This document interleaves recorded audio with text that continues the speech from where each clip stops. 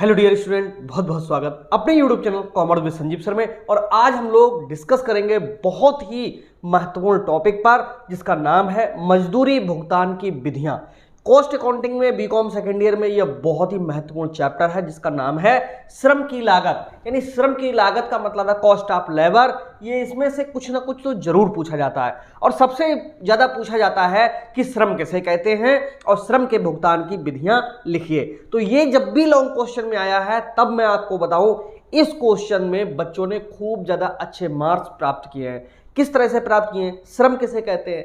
जब कोई व्यक्ति किसी भी कार्य के उत्पादन वाले हिस्से में प्रत्यक्ष रूप से शामिल होकर के अपनी सेवाएं प्रदान करता है, उसके द्वारा किया गया समस्त प्रयास अथवा दी गई सेवा, उसका क्या कहलाता है? श्रम कहलाता है। और श्रम को भुगतान करना ही क्या कहलाता है? मजदूरी कहलाता है। तो मजदूरी कुछ और नहीं है, जबकि किसी श्रमिक द्वारा किए गए कार्य के बदले या दी गई सेवा के बदले जो कुछ भी उसे दिया जाता है, उसी को हम क्या कहते हैं? मजदूरी कहते हैं। अब यहाँ पर मजदूरी में और वेतन में अंतर है। देखो, मजदूरी है वो प्रत्यक्ष है, डायरेक्ट है, और जो वेतन होता है वो इनडायरेक्ट होता है। ओके, तो यहाँ पर समझना होगा कि मजदूरी की जो भुगतान की विधियों की हम बात कर रहे हैं, इससे पहले की 2 वीडियोस बनी हुई हैं, वो आप जरूर देख लीजिएगा। और पूरी कॉस्ट अकाउंटिंग ही नहीं, बीकॉम सेकेंड ईयर का चाहे आपका सेमेस्टर वाइज हो चाहे प्लेन हो, आपको पूरा का पूरा सिलेबस हमारे चैनल पे मिलेगा बहुत ही सरल लैंग्वेज में। तो आइए समझते हैं मजदूरी भुगतान की विधियां कौन कौन सी हैं। देखो, मैंने यहाँ पर इतनी सरल सरल तरीके से लिखी हैं कि आपको तुरंत ये याद हो जाएंगी। तो आइए समझाते हैं। सबसे पहले मजदूरी भुगतान की विधियों में पहली विधि आती है समयानुसार मजदूरी, जिसमें लगभग में 8 आवर्स तक काम लिया जाता है। देखो, 8 घंटे का काम लेना सामान्य बात है। हर कंपनी मिनिमम 8 घंटे काम लेने का प्रयास करती है, और जो कंपनियों में शिफ्ट चलती हैं वो भी 8-8 घंटे की चलती है, यानी 3 शिफ्ट में वर्क होता है। अब कुछ लोग ऐसे होते हैं जो ओवर टाइम काम करते हैं, तो वो 12 घंटे का भी वहां पर काम हो सकता है। तो समयानुसार मजदूरी का मतलब यहाँ पर यह है कि मजदूर काम पर आएगा, यानी उत्पादन करने के लिए मजदूर अपना न्यूनतम 8 घंटे का समय देगा, और 8 घंटे के हिसाब से उसके लिए पेमेंट कर दिया जाएगा। अगर वो 8 घंटे से ज़्यादा समय देता है तो उसके लिए क्या? ओवर टाइम का पैसा है वो अलग से दिया जाएगा। तो ये कहलाता है समयानुसार मजदूरी, यानी वह मजदूरी भुगतान की विधि जिसमें किसी श्रमिक को श्रम के आधार पे न दे करके समय के आधार पे जब भुगतान किया जाता है, तो उसको हम कहते हैं समयानुसार मजदूरी। सेकंड नंबर पे होता है कार्य अनुसार मजदूरी। इसमें कार्य करने की मात्रा को देखा जाता है। ओके, जैसे आपको अगर कोई भी काम करना है और उसमें निर्धारित कर दिया जाए कि 10 यूनिट बनाना है, इसके बाद में घर चले जाना है, तो ये होती है हमारी कार्यानुसार मजदूरी। कार्यानुसार मजदूरी में क्या होता है कि टाइम नहीं देखा जाता है, उसमें कार्य देखा जाता है कि ये कार्य हो गया या नहीं हो गया। हमारे और आपके क्षेत्र में प्रचलन में मोस्टली हमने ये देखा है कि यहाँ पर इस कार्यानुसार मजदूरी को ठेका मजदूरी भी कहते हैं, यानी बात बताओ कितना काम होना है, उसी काम के अनुसार में मजदूरी को पे करना है। तीसरे नंबर पे होती है योग्यता अनुसार मजदूरी। इसमें क्या होता है, ना तो काम देखा जाता है ना समय देखा जाता है, सबसे पहले योग्यता देखी जाती है और योग्यता के आधार पे मजदूरी दी जाती है। अब योग्यता अनुसार मजदूरी का मतलब है कि कितना पढ़ाई लिखाई का काम है, कितना दिमाग का काम है, कितना टेक्निकल काम है। उन सब कामों को देखते हुए जो मजदूर है उसकी एबिलिटी पर, उसकी योग्यता के आधार पर उसको भुगतान दिया जाता है। इसे हम कहते हैं योग्यता अनुसार मजदूरी। ठीक है, इसमें क्या होता है? ज्ञान के आधार पे होता है, ज्ञान के आधार पे मजदूरी का भुगतान होता है। और यहाँ पर जोखिम अनुसार मजदूरी में यह देखा जाता है कि वे कार्य जिनमें जान जोखिम में पड़ने वाली है, या जहाँ पर कोई धूल है या बदबू टाइप का काम है, या वहाँ पर कोई विशेष परिस्थितियाँ हैं, या जमीन के अंदर का काम है, तो ऐसी परिस्थिति में जोखिम अनुसार मजदूरी चलती है। जोखिम अनुसार मजदूरी या बहुत ऊंचाई पर काम होना है, तो ऐसे में मजदूरी की जो दर होती है हमेशा ऊंची होती है। क्यों होती है? क्योंकि जोखिम अनुसार मजदूरी का मतलब यहाँ पर सीधा सीधा ये है कि जहाँ पर रिस्क ज्यादा है तो वहां पर मजदूरी भी ज्यादा होती है, तो लोग वहां पर ज्यादा मजदूरी के चक्कर में अपनी सेवा देने पहुंच जाते हैं। ये 4 विधियां 100% आपके लिए रट गई होंगी। पहला है समयानुसार, कार्यानुसार, और अगला है हमारा योग्यता अनुसार और जोखिम। तो समयानुसार में समय के आधार पे, कार्यानुसार में कार्य के आधार पे, और योग्यता अनुसार जिस व्यक्ति के अंदर काम करने की जितनी योग्यता है, यानी कोई व्यक्ति जितना पुराना होता जाएगा तो उसके अंदर उतना ही ज्ञान बढ़ता जाएगा और तो उसकी मजदूरी भी बढ़ती जाएगी। जोखिम अनुसार में कितना रिस्क है उसके बेस पे। अगला है 5वें नंबर पे तकनीकी अनुसार मजदूरी। तकनीकी अनुसार मजदूरी का मतलब है कि कोई भी व्यक्ति टेक्निकल ज्ञान के आधार पे जब आपको सेवा प्रदान करता है तो फिर वो समय नहीं देखता है, वो अपनी टेक्निक देखता है। जैसे अगर आप किसी भी टेक्निक के क्षेत्र में जाएंगे, जैसे मोबाइल रिपेयरिंग में ही आ जाइएगा, मोबाइल अगर सही कराने जाओगे तो न्यूनतम चार्ज 100, 200, 300 जो भी होगा वो होगा। वहीं पर अगर आप लैपटॉप को या कंप्यूटर को सही कराने जाओगे तो वही कम से कम 3 गुना 4 गुना बढ़ जाएगा। अगर आप इससे भी और ऊंची कोई मशीन, अल्ट्रासाउंड मशीन है या और कोई मशीन ऐसी है जो इक्विपमेंट है जिसकी रिपेयरिंग कराना चाहते हैं तो उसमें हो सकता है 1000 से स्टार्टिंग हो जाए। तो कुल मिलाकर के तकनीकी के अनुसार मजदूरी में उसमें टेक्निक को देखा जाता है कि इसमें तकनीकी कैसी है। ओके, अगला है प्रेरणात्मक मजदूरी भुगतान। ये एक विधि जो है नवीन विधि में इससे शामिल होती है।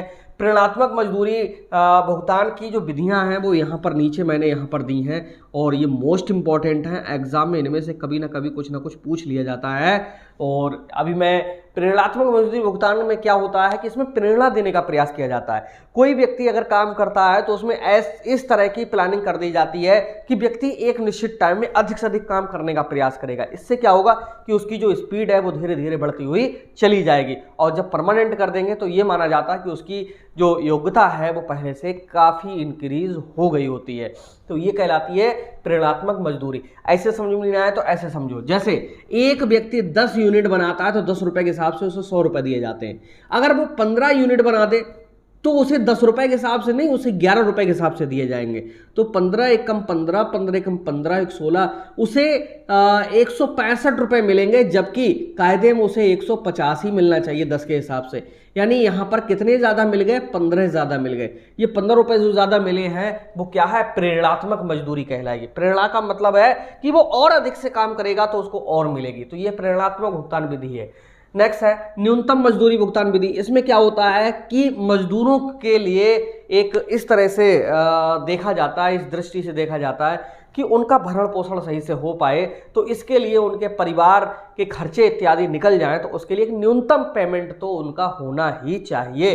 इसी को कहते हैं न्यूनतम मजदूरी भुगतान विधि। और 8 नंबर पे है अधिकतम मजदूरी भुगतान विधि का मतलब है कि उनसे जब काम लिया जाता है तो एक सीमा सेट कर दी जाती है कि भाई हाँ हम आपको पेमेंट करेंगे लेकिन इससे ज़्यादा हम पेमेंट नहीं कर पाएंगे। तो ये वाली जो विधि होती है अधिकतम मजदूरी भुगतान की विधि कहलाती है। तो न्यूनतम मजदूरी भुगतान की विधि में एक न्यूनतम पेमेंट उनका होना ही होना है, और अधिकतम मजदूरी भुगतान विधि में क्या होता है कि मैक्सिमम जो लिमिट है वो निर्धारित कर दी जाती है। और प्रेरणात्मक भुगतान पद्धतियां वो पद्धतियां हैं जिनमें एक ऐसा पेमेंट दिया जाता है जो सामान्य मजदूरी से कुछ ना कुछ बढ़कर के होता है। तो आइए समझते हैं इनके लिए प्रेरणात्मक मजदूरी पद्धतियां, जो कि यहां पर आपने देखा था कि कुछ एक्स्ट्रा होकर के मिल रहा है।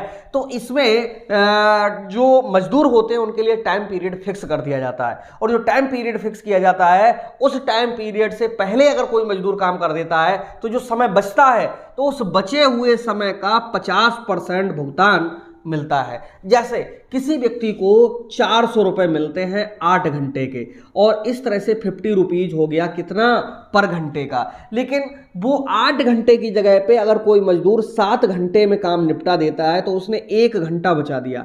अब 1 घंटा बचा दिया तो 1 × 50 यानी उसको 50 रुपए हुए, लेकिन वहां पर 50 रुपए नहीं मिलेंगे उसके लिए, क्योंकि 8 घंटे तो उसके लिए रुकना ही रुकना है। तो यहां पर उसको 50% का मतलब है 50/100 यानी उससे 25 रुपए एक्स्ट्रा मिलेगा। ये 25 रुपए जो एक्स्ट्रा मिलेंगे वही हमारी हाल से प्रीमियम योजना कहलाती है।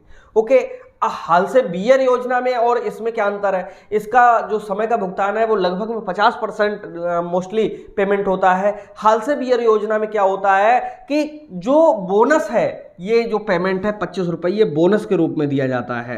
लेकिन हाल से बीयर योजना में क्या होता है कि 30% विशेष प्रकार से गणना करके और बोनस के रूप में दिया जाता है। यानी जो भी टाइम बचेगा, हाल से प्रीमियम योजना, हाल से बीयर योजना, दोनों में कोई विशेष अंतर नहीं है, बल्कि कैलकुलेशन में थोड़ा सा अंतर होता है, इनके अलग से हम वीडियोस बना देंगे, उनमें आप देख लीजिएगा। रोवन प्रीमियम योजना ये कहती है कि कोई व्यक्ति अगर काम कर रहा है तो वो जितनी जल्दी काम निपटाएगा तो उसमें काम की शुद्धता देखेंगे, काम का स्तर देखेंगे, और काम का स्तर देने के बाद में जो भी टाइम बचेगा उस टाइम को इस तरह से सेट किया जाएगा कि उसमें हर व्यक्ति अधिक से अधिक काम करने का प्रयास करेगा। ठीक है, तो ये हमारी रोवन प्रीमियम योजना। टेलर भिन्नक दर कार्यदर योजना, ये बहुत इंपॉर्टेंट है। टेलर FW टेलर ने इसका प्रतिपादन किया था, और इसमें मजदूरी की जो दरें होती हैं वो दो दरें होती हैं, दो, एक तो होती ऊंची दर और एक होती है नीची दर। मान लीजिएगा कि किसी भी मजदूर के लिए हमने कोई कार्य निर्धारित कर दिया, जैसे कोई मजदूर कुर्सी बनाता है, तो हमने अगर उससे कह दिया कि अगर किसी भी बंदे ने यहाँ पर 20 कुर्सियां अगर बनाई तो उसके लिए मिलेगी ऊंची दर, और अगर 20 से कम बनाई तो इसे मिलेगी नीची दर। ओके, अब ये नीची दर कौन सी हो सकती है? हो सकता है ऊंची दर में 15 रुपए हो, नीची दर में कितने 12 रुपए हो। ओके, अगर आप 20 कुर्सियां बनाते हो तो इसका मतलब है 15 रुपए की दर से मिलेगा। अगर आप 15 ही कुर्सियां बना पाए, या 16 बना पाए, या 17 बना पाए, 20 नहीं बना पाए, तो आपको 12 रुपए प्रति कुर्सी के हिसाब से पेमेंट मिलेगा। अब ऐसी परिस्थिति में व्यक्ति क्या काम करता है? पूरा मन लगा करके, जी जान लगा करके, और अधिक से अधिक उत्पादन करने का प्रयास करता है। अब अधिक से अधिक उत्पादन के साथ साथ में गुणवत्ता भी ध्यान में रखी जाती है, कहीं ऐसा ना हो ज्यादा बनाने के चक्कर में गुणवत्ता को बिगाड़ दिया जाए तो पेमेंट कट जाएगा उसका। तो इस तरह से जो टेलर भिन्नक कार्यदर योजना है वो इसीलिए भिन्नक कार्यदर योजना कही जाती है कि इसमें जो दरें होती हैं वो भिन्न भिन्न होती हैं। भिन्न भिन्न का मतलब है कि अलग अलग दरें निर्धारित होती हैं। बेडो योजना क्या कहती है? बचाए गए समय का इसमें 75% तक बोनस दे दिया जाता है, यानी जो समय बचेगा उसमें बेडो योजना के अंतर्गत उस समय की गुणा 75% मजदूरी में करके और पेमेंट दे दिया जाएगा, लेकिन वो मजदूरी नहीं कहलाएगी, वो बोनस कहलाएगा। तो इस तरह से प्रेरणात्मक जो पद्धतियां हैं उनमें ये 5 पद्धतियां हैं।